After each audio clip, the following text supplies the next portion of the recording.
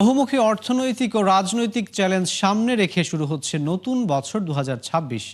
নির্বাচনী আলোচনার কারণে এরই মধ্যে বিনিয়োগ নিয়ে সতর্ক অবস্থানে রয়েছেন উদ্যোক্তারা। সে সময়ে এসে সরকারও হাতে নিচ্ছে না বড় কোনো কর্মসূচি। তাই স্বাভাবিকভাবেই নতুন বছরে নতুন সরকার ও তাদের পরিকল্পনার দিকে তাকিয়ে রয়েছেন অর্থনীতিবিদ ও বিশ্লেষকরা। বিস্তারিত প্রতিবেদনে।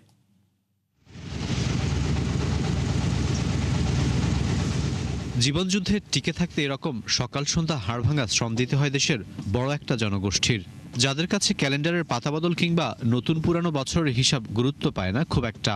তবে জীবিকার লড়াই যে কঠিন হচ্ছে দিন দিন তা বুঝতে বাকি থাকে না এমন দৃশ্য দেখে।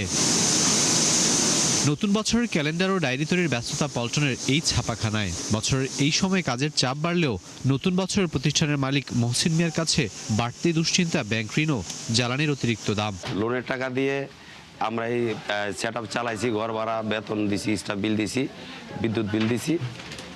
ওইভাবে আমাদের অরিজিনালি আমাদের একটা লসের মধ্যেই আছি আমরা এখনো। লসটা আমরা গত বছর লসটা এখনো কভার করতে পারিনি। অর্থনৈতিক অস্থিরতা ও সংকটের বিচারে ২০২৫ বেশ কঠিন ছিল ছোট বড় উদ্যোক্তাদের জন্য।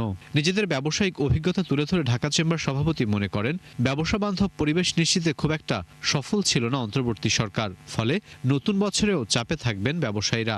বিজনেস এক্সপানশন তো দূরে থাক, এক্সিস্টিং ব্যবসাটাকে চালায় রাখাটাই কিন্তু একটা অনেক বড় চ্যালেঞ্জ হয়ে দাঁড়িয়েছে। যেখানে সরকার বলছে যে সবকিছু ভালো যাচ্ছে, কিন্তু আমরা চিল্লাচ্ছিলাম যে এটা ভালো যাচ্ছে না, এটা খারাপের দিকে যাচ্ছে।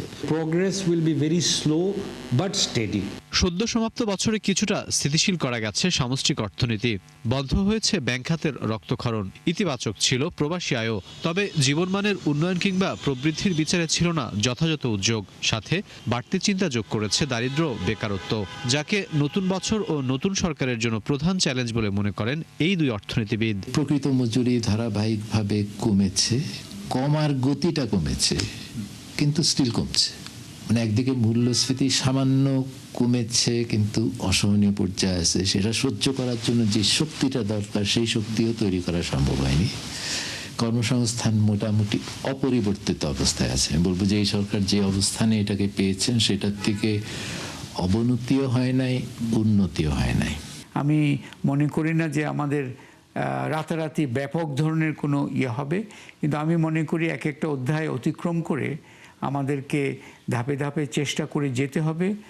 প্রত্যেকের ব্যক্তিগত অঙ্গীকার ২০২৬-এ সেটার কথাই বলা উচিত যে আমি আমারটা করব, যে যেখানে আছি আমরা আমাদেরটা করব। নতুন বছরে জিনিসপত্রের দাম কমিয়ে জনজীবনে স্বস্তি আনার সবচেয়ে বড় আকাঙ্ক্ষা সাধারণ মানুষের। রাকিব আল জাবেদ, ৭১, ঢাকা।